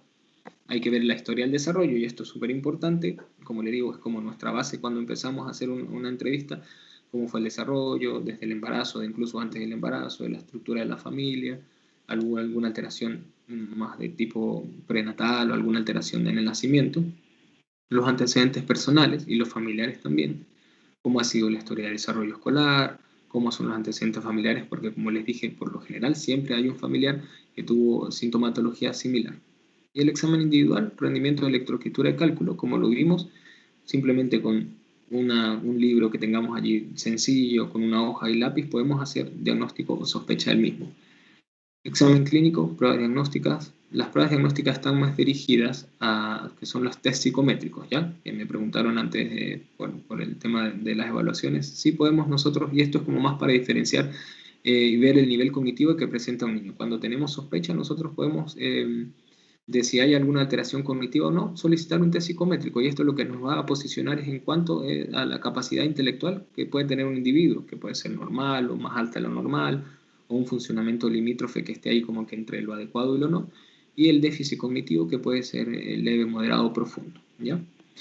¿Cómo lo hacemos en atención primaria? Nosotros podemos solicitar una valoración psicométrica, bien sea por el psicólogo, o cuando nosotros estemos sospechando de que de verdad hay alguna alteración, o hacemos un diagnóstico de, por ejemplo, el trastorno específico del aprendizaje, la lectura o una discalculia, pedimos intervención a nivel escolar, ¿ya? Y eso lo vamos a ver un poquito más adelante, pero se los menciono ahora porque es importante que manejemos esto. En los colegios existen lo que son los programas de integración escolar, y ellos cuentan con psicólogo, con psicoterapeuta y atención diferenciada. Lo que ellos buscan es generar esta adaptabilidad curricular y evolución y evaluación del paciente para poder que tenga un desarrollo lo más adecuado posible a la capacidad que tenga este paciente. Entonces ahí por lo general ellos les hacen las pruebas diagnósticas de su coeficiente intelectual, ¿ya? Para poder ver si estamos ante un déficit cognitivo o no. Si no lo estaríamos ante un trastorno específico del aprendizaje. Y importante buscar las comorbilidades, problemas socioemocionales y hacer diagnóstico diferencial. El tratamiento, pues esto es un tratamiento multidisciplinario, no vamos a tener un fármaco para poder tratar un trastorno específico del aprendizaje, ¿cierto? Hay algunos tratamientos como el metilfenidato, por ejemplo, que se utilizan para la atención, pero esto es cuando estamos ante un diagnóstico de un trastorno de déficit atencional e hiperactividad, que puede ser como comorbilidad, pero para el tratamiento específico es algo más multidisciplinario y más cognitivo-conductual, es decir, dar herramientas para que el paciente pueda avanzar, cómo lo enseñamos a sumar, cómo hacemos que él genere una representación más simbólica de los números, como les expliqué con la cajita de arena, por ejemplo. Y que si bien nosotros no tenemos el tiempo ni la disposición, pero sí saber que contamos con la herramienta de un terapeuta ocupacional que puede, de manera muy adecuada, ayudar en el proceso de desarrollo. Entonces, va desde lo que son médicos general a médicos más específicos como psiquiatras, neurólogos, profesionales del ámbito de la psicología, psicopedagogos, incluso los profesores. Y más importante que esto es que las familias y los padres pasen a ser parte del tratamiento, es como coadyuvantes en el tratamiento. Porque nosotros vamos a ver, no sé, por ejemplo, una vez cada 15 días al paciente, como mucho, ¿ya? O si no, lo podemos ver cada mes, mensual, o dependiendo de los psiquiatras, cada 6 meses, por ejemplo, cada 4 meses, y necesitamos bien educar a esos padres y darles herramientas para que ellos puedan avanzar, para que enseñen a sus hijos y que las pautas y las recomendaciones se hagan diarias, porque esto es lo que va a generar un avance como tal. Permanente coordinación, prolongado, depende de respuestas, exigencias, debe ser precoz, intensivo e individual. Existen muchas técnicas para, por ejemplo, en la escritura como el apresto. No sé si recuerdan cuando los niños están aprendiendo a escribir, que les enseñan los dibujitos punteados, ¿los recuerdan? Que es como que seguir una línea según los puntitos. Bueno, a veces eso son como actividades muy básicas, pero estas son herramientas que nos ayudan cuando hay dificultad numérica o para las letras, empezar desde lo básico. Eso es una técnica que se llama el apresto, ¿ya? Empiezan a seguir las líneas punteadas y allí a tener un reconocimiento más de las letras o las palabras. Tenemos un poquito, pero no se cargó. Y este es el programa de integración escolar, que si bien lo pueden encontrar en las páginas del Ministerio de Educación, si les interesa algún poquito más de información, simplemente es un programa multidisciplinario que se encarga de evaluar y poder adaptar las condiciones específicas del paciente que tenga algún trastorno específico, algunas condiciones distintas, como por ejemplo, no solo los trastornos específicos del aprendizaje, nosotros derivamos al programa de integración escolar pacientes que tengan trastorno de déficit de atencional y hiperactividad, pacientes con trastorno de desarrollo generalizado, porque ellos les adaptan el currículo, le tienen una atención especial, incluso tienen algunas veces clases aparte para poder adecuar a su desarrollo y que tengan mejores posibilidades.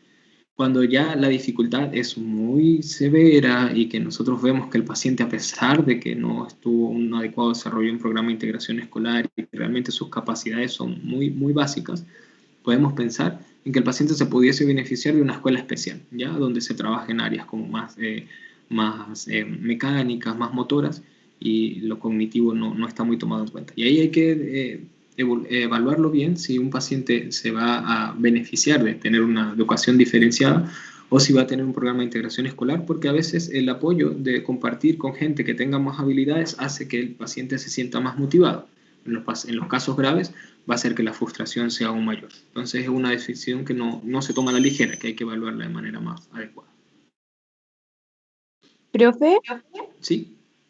en los colegios especiales, es que, no sé, yo no sé mucho, pero siempre como que entiendo que van como las personas que tienen como, no sé, síndrome de Down o algo como más grave, pero en el caso de una persona que, no sé, solo le costara como, tuviera como un trastorno de aprendizaje más leve y quisiera ir a una escuela de aprendizaje, ¿cómo las clasifican esos cursos, por ejemplo? Porque no están todos como juntos, No po. son dos, exactamente. Como bien lo dijiste, sí, son como para casos más complejos donde las capacidades sean muy, muy básicas, ¿ya? Donde no se le pueda exigir más al paciente a nivel cognitivo. Y si es algo leve, no, lo que sería ideal en ese caso es tener una integración, un programa de integración escolar o inclusive solamente un apoyo con terapia ocupacional, ¿ya? Porque si nosotros vemos que es un trastorno leve y lo mandamos a una escuela especial, no va a tener esta capacidad de poder socializar con gente que tenga mayor capacidad, la motivación no va a ser igual, incluso las exigencias van a ser muy básicas, entonces le vamos nosotros a apelar a este paciente a limitar las capacidades que pueda tener, ¿ya? Entonces, para nosotros poder evaluar a un paciente si lo mandamos a una escuela especial o no, esto es también una evaluación multifactorial. Nosotros podemos hacer una evaluación con psicólogo, hacer un análisis psicométrico, ver cómo está la capacidad intelectual de este paciente, hacer un apoyo a nivel de los profesores, ver si adaptándole el currículo este chico va a seguir en una escuela normal, con un apoyo diferenciado, pero que no se le exija a lo mejor como a los otros, ¿ya? Y a nivel clínico vamos viendo la sintomatología, si realmente estar en esta escuela le está causando mucha ansiedad o le está causando mucha alteración de la autoestima, podemos evaluar si es que realmente el apoyo en estos programas no está siendo adecuado o si se va a beneficiar más de una escuela especial. ¿Ya? Gracias. Ajá. Sí, bien, el pronóstico va a depender de la capacidad intelectual que tenga este paciente, por eso es importante a veces derivar para hacer una psicometría, ver la severidad del caso, si es como muy nula la capacidad que tenga para el aprendizaje, si hay una oportunidad de rehabilitación también, porque, bien, si nosotros tenemos programas de integración, tenemos apoyos en atención primaria, pero bueno, no todos cumplen con las mismas oportunidades, ¿ya? Entonces, cuando hay familias, por ejemplo, negligentes y que este paciente se preló de un proceso inclusive educacional, pues va a ser mucho más complicado tratar a un chico que nos llegue con 12 años con un trastorno de la escritura y del aprendizaje, a uno que esté iniciando su proceso escolar. Por eso es importante el diagnóstico. Si hay comorbilidades también, por ejemplo, un trastorno del espectro autista va a ser mucho más complejo de tratar que un paciente sin alguna comorbilidad. Como lo decían antes ustedes mismos que preguntaron, ¿cómo hacemos si el paciente es muy ansioso? Bueno, ahí es más complejo. Si el paciente, ustedes notan que la ansiedad lo está sobrepasando, que no tienen las habilidades, pues entonces allí es como importante hacer una derivación, que lo valoremos en psiquiatría y manejemos este trastorno ansioso y a través del vínculo y del tratamiento que sea necesario de la psicoterapia, poder identificar otras comorbilidades. El interés de los padres, como les dije, es fundamental. Si nosotros tenemos una familia adecuada que reciba un apoyo ideal, este chico va a tener un mejor desarrollo que en comparación con otras familias mucho más complejas que no sirvan de apoyo, ¿ya? O, por ejemplo, los chicos que están institucionalizados. En algunos casos esto es positivo porque los institucionalizados tienen estos psicólogos, psicoterapeutas, pero no todas las instituciones de estos pequeños funcionan de manera adecuada, ¿ya? Entonces se produce también mucha negligencia, mucho abandono, no hay un vínculo con una persona de manera afectiva y esto genera mucha alteración a nivel del aprendizaje. Y el nivel socioeconómico, ¿sí?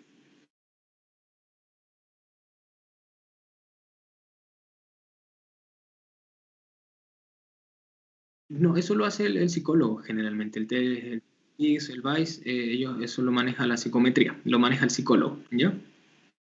Nosotros pudiésemos, como por lo general para aplicar estos test, la persona tiene que estar habilitada a hacer un diplomado, un curso en el test específico, ¿ya?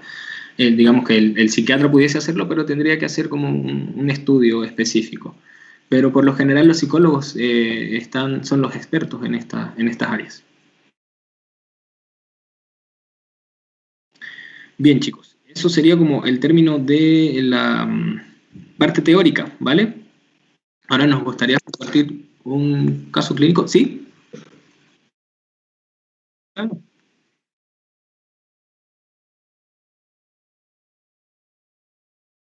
Pueden presentarlo, sí, y es muy común, como les dije, que cuando hay alguna alteración del lenguaje, tengan una alteración de la escritura, ¿ya? Porque si bien no podemos representar o hablar de manera adecuada, al momento de graficar vamos a tener dificultades. No es como sine qua non, es decir, que no tiene que ser tal cual que uno curse con la otra, pero sí es muy común que cursen ambas.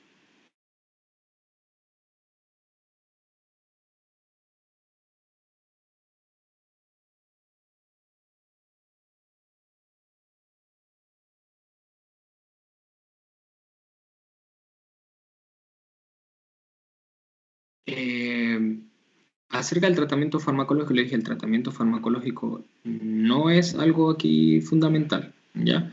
El tratamiento de los trastornos específicos del aprendizaje es multifactorial, desde terapeuta ocupacional, de psicopedagogo, de psicólogo, es algo más conductual, ¿ya? El tratamiento farmacológico en este caso sería más para comorbilidades, ¿ya? Y va a depender, exactamente, si tenemos un trastorno. Claro, sí hay una comorbilidad, porque recuerden, trastorno específico del aprendizaje no es lo mismo que trastorno de déficit atencional e hiperactividad, ¿ya? Puede cursar simultáneamente, si es este caso y vemos que, por ejemplo, le hacemos un test de Conners y nos sale elevado y es muy importante y el paciente no logra atender y vemos que se podría beneficiar con medicamento, entonces iniciamos tratamiento, ¿ya? Y estos medicamentos, por ejemplo, si hablamos de trastorno de déficit atencional, este medicamento lo indicamos por lo general en los horarios escolares, de lunes a viernes. Hay pacientes que son más graves que no lo necesitan continuo, ¿ya? Pero y esto es evaluable. Por ejemplo, año a año, uno por lo general, dependiendo de la severidad del caso y evaluando clínicamente al paciente, podríamos iniciar, ya si un paciente no tan grave, tomó medicamento, vimos que se benefició, y el otro año pudiese empezar fácilmente sin fármacos, ¿ya? Y evaluarlo. Ya no, de verdad no está rindiendo, volvemos a reactivarlo, pero pudiese ser porque recuerden que este proceso evolutivo hace que a medida que el niño va creciendo, La tendencia es a que la sintomatología vaya bajando. Por lo general los adolescentes ya no deberían tener tantas características de trastorno de déficit atencional, o por lo menos no tanta hiperactividad, sino más de la atención. Y a veces se adecúan y logran, gracias al desarrollo cerebral, a que hay un mejor desarrollo del sistema frontal del cerebro, no van a necesitar medicamento toda la vida. Algunos sí, no.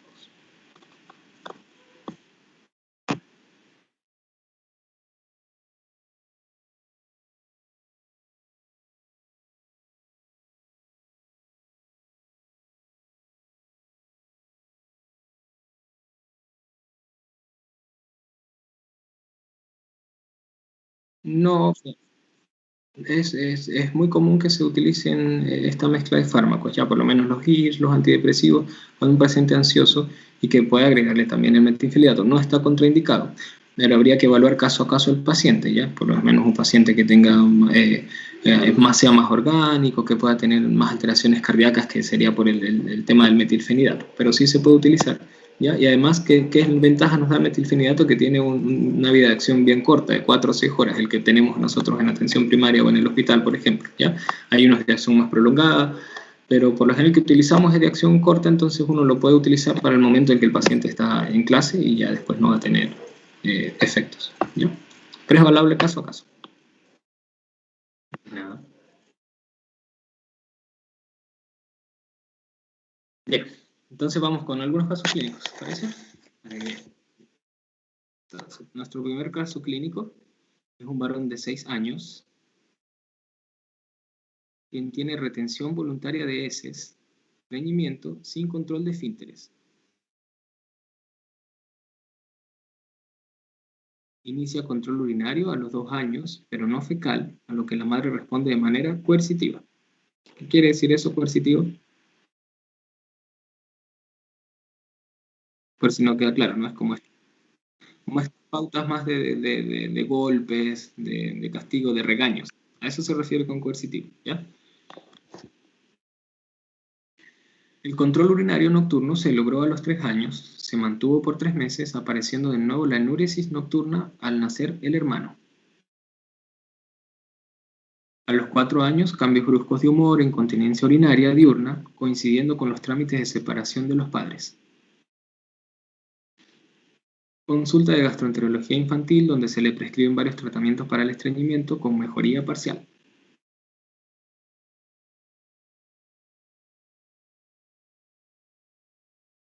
Entonces, ¿qué pudiesen pensar que está pasando con este chico? ¿Algunos factores de riesgo, por ejemplo?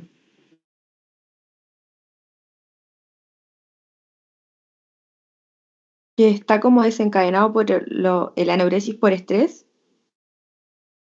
Ya. ¿Qué estrés estaríamos en este caso? Eh, Muy bien. ¿Alguno otro?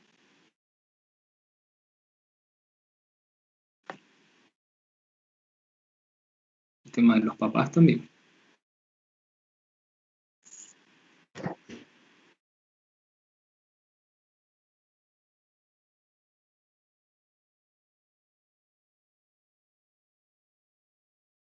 Ya. ¿Por qué pudiese ser? ¿Que había algo ambiental allí o no?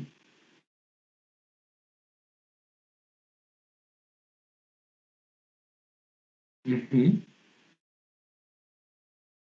Exactamente. Bien.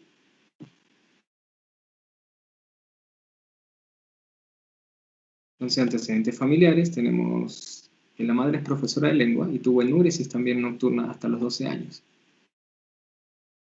El padre tuvo enuresis nocturna hasta los 12 años y encopresis bajo tratamiento hasta los 7 años. Es un niño deseado, un embarazo y parto normales, levipotonía del lactante que mejora espontáneamente. Lactancia materna artificial y el ritmo intestinal fue normal hasta los 2 años, así como la consistencia de las heces y su desarrollo psicomotor fue normal. En el ámbito familiar, la madre tiende a la sobreprotección y a desautorizar al padre. Este tiene un papel secundario y distante en la crianza. Entonces, bueno, ¿qué alertas tendríamos que tener allí o qué antecedentes importantes? Que el papá también tuvo enuresis, Muy bien, la sobreprotección de la mamá. exacto,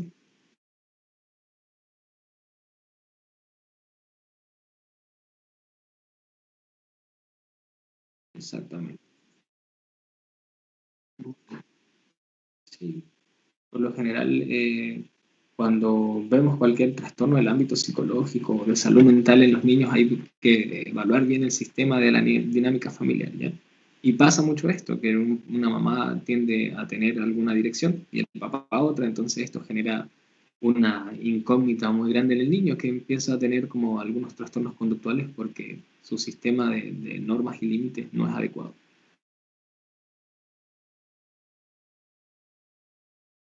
A continuación es valorado por psicólogo del colegio debido a la situación familiar, quien detecta alteraciones en la pronunciación, algunas dislalias que corrige con omisiones, adiciones y sustituciones, y el lenguaje está más infantilizado para lo esperado de la edad. Se le hizo una psicometría, ¿ya? Con un 6 normal de 98 y se diagnostica un trastorno fonológico. ¿Qué diagnósticos podríamos pensar?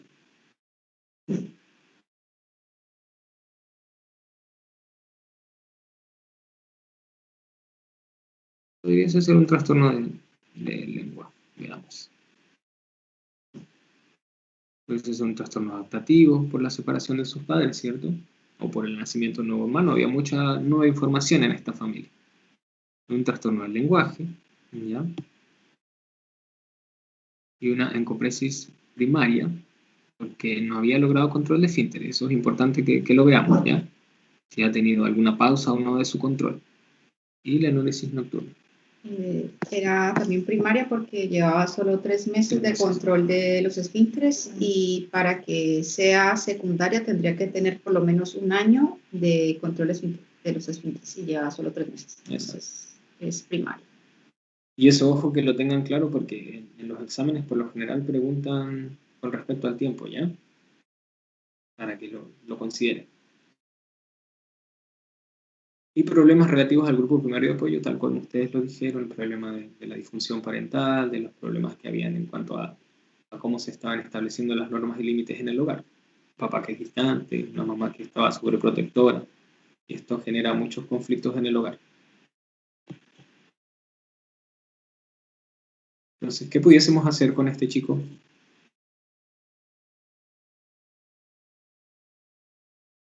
¿Qué se les ocurre?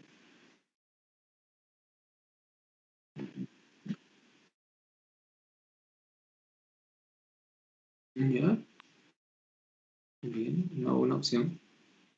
¿Y con él? ¿Ayuda con un fonoaudiólogo? Súper, muy bien. Y recordemos que tenemos muchas de estas herramientas en atención primaria y no va a ser necesario una derivación a un sector secundario que de pronto va a tardar un año en lista de espera, por ejemplo, y son cosas que podemos resolver. ¿Ya? Psicoeducación. Hay que psicoeducar sobre el problema, ¿ya? ¿Por qué? Porque ¿qué nos llamó la atención al principio? ¿Qué estaban haciendo los papás? ¿Qué estaban haciendo los papás o la mamá?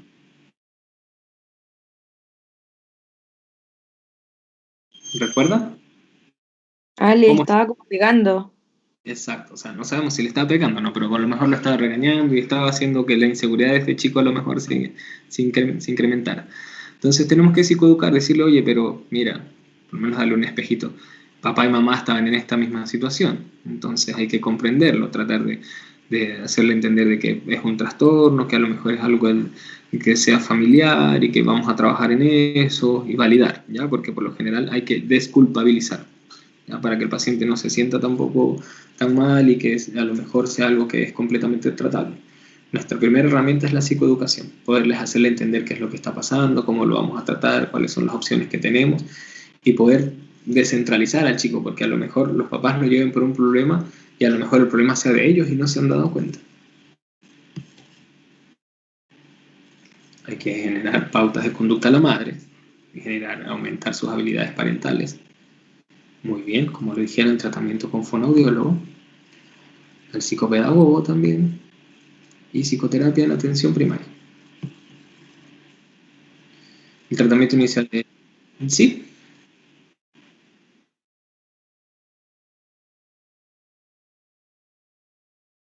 Exactamente. Esos son refuerzos positivos, refuerzos negativos. ¿Ya? Ahora no hablamos nosotros de castigo, sobre todo a esta madre habría que psicoeducar mucho en cuanto a sus habilidades parentales, cómo manejar la poca tolerancia que tiene con las conductas de su hijo, cómo poder hablarlo, cómo comunicarse entre familias, ¿ya? Y poder, este calendario también es una herramienta buenísima, así que súper bien tu acotación. Y lo importante es que se lleven aquí que no hablamos ahora de castigo, sino como de pautas refuerzos positivos, que es como felicitar lo bueno para poder repetir una conducta adecuada, y los refuerzos negativos, que es como negar algo que el paciente disfruta para tratar de evitar una conducta que no queremos que se repita. ¿Ya? El paciente inició tratamiento a los 5 años, hubo una mejoría evidente en tanto la pronunciación como en la conducta y el humor. La madre refiere que ha mejorado la autoestima y la confianza en sí mismo, también ha desaparecido la encopresis después de 2 años y medio de evolución. No es un proceso que sea tan rápido, ¿ya? Pero sí es un proceso que se puede iniciar en atención primaria, que podemos evaluar. Por lo general en atención primaria no vamos a esperar que pasen 2 años y que el paciente esté. Pero si vemos que hay una evolución, de que al menos en otros aspectos ha mejorado y que falta algo concretamente en trabajar, podemos seguirlo trabajando y si ustedes lo ven necesario de que necesitan algún tratamiento más del ámbito farmacológico, pues derivar, ¿ya? Igual también ver el tipo de encopresis si tiene, si es retentiva o no retentiva, recordar que la retentiva es la más frecuente, entonces mirar cómo están las deposiciones, mirar cuál es el tipo de alimentación, mirar el porcentaje de hidratación que tiene este niño para descartar igual patologías orgánicas. ¿No? Recordar también que la encopresis causa mayores síntomas psicológicos en el menor. ¿Profe? Tengo una duda. Ay, ¿Ya? consta que estaba tú primero. Quería preguntar, es que la encopresis era primaria, pero la enuresis en el chico era secundaria, ¿verdad? La enuresis era también primaria, porque no llevaba 1 año de control de esfínteres, llevaba solo 3 años. Perdón, 3 meses, perdón. Llevaba 3 meses. Entonces, por eso también era primaria, que es la más común, y ahí teníamos también el antecedente familiar del padre y de la madre, los dos con enuresis, y el padre tenía enuresis y encopresis cuando era niño. Entonces tenía una carga biológica importante. Gracias. ¿Ya? Mi duda era en cuanto a los controles con este chico y su familia, porque se van a hacer obviamente en APS, y cada cuánto tiempo vamos a monitorear, vamos a monitorearlo. Bien, mira, lo importante es evaluar las primeras sesiones. Como les dije al principio, a lo mejor necesitamos recordar mucha información y puede que amerite un control semanal, por ejemplo, el primer mes, hasta lograr tener toda la información, identificar, poder descartar todas las demás patologías o comorbilidades. Y eso ahí también lo van estipulando cuando ustedes vean, por ejemplo, cuánto tarda algún examen que le pidieron, alguna evaluación por psicólogo. Si el psicólogo dice, ya le tengo ahora en 2 semanas, pues ahí lo pueden empezar a ver quincenal, porque como para tener algunos objetivos del tratamiento. Y ya posteriormente que tengamos como el plan de tratamiento, que tengamos estipulado si el fonoaudiólogo lo va a ver cada tanto tiempo, el psicólogo tanto, uno pudiese evaluarlo bien mensualmente en atención primaria. Pero los primeros, el primer mes, primeros 2 o 3 meses, por lo general los controles son un poquito más seguidos. El primer mes yo diría que semanal, como para recaudar toda la información. Y ya después de que tengas el plan de tratamiento adecuado, puede ser mensual. Y si hay avances, ya después cada 2 meses, hasta evaluar el año. Ahora, si el caso es tan complejo, evaluar la derivación también.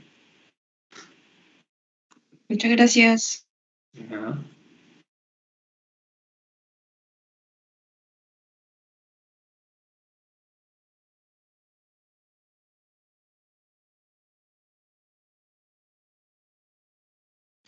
Bueno, en ese caso era un tratamiento por gastroenterólogo. ¿Ya? Parece que no había tenido mucho resultado. De todas maneras, si había un estreñimiento y el especialista lo estaba tratando, lo pudiese mantener si le estaba generando un beneficio, ¿ya? Ya después, si el paciente logra controlar esfínteres y tener un mejor tránsito intestinal, puedes evaluar ir quitándolo progresivamente. Por lo general, el gastroenterólogo le deja polietilenglicol y le deja una dieta alta en fibra y en hidratación. Entonces, sería mejor mantenerlo porque al ir disminuyendo la encopresis retentiva va a disminuir también la enuresis.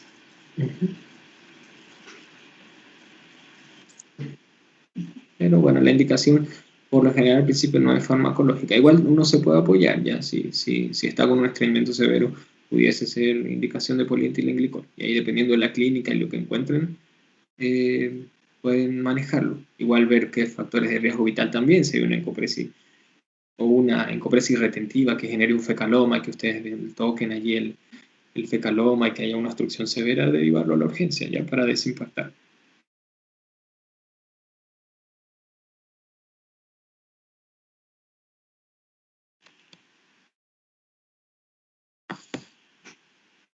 Ya chicos, eso sería de nuestra parte. No sé si tienen alguna otra duda.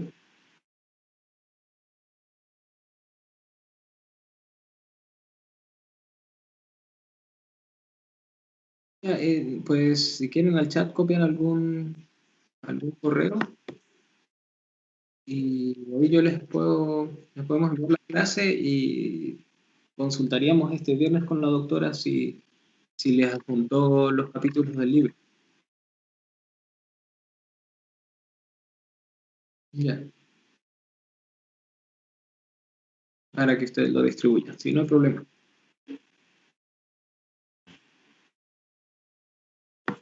Súper, ahí lo voy a poner. Yo lo envío de inmediato porque si no, después se me olvida.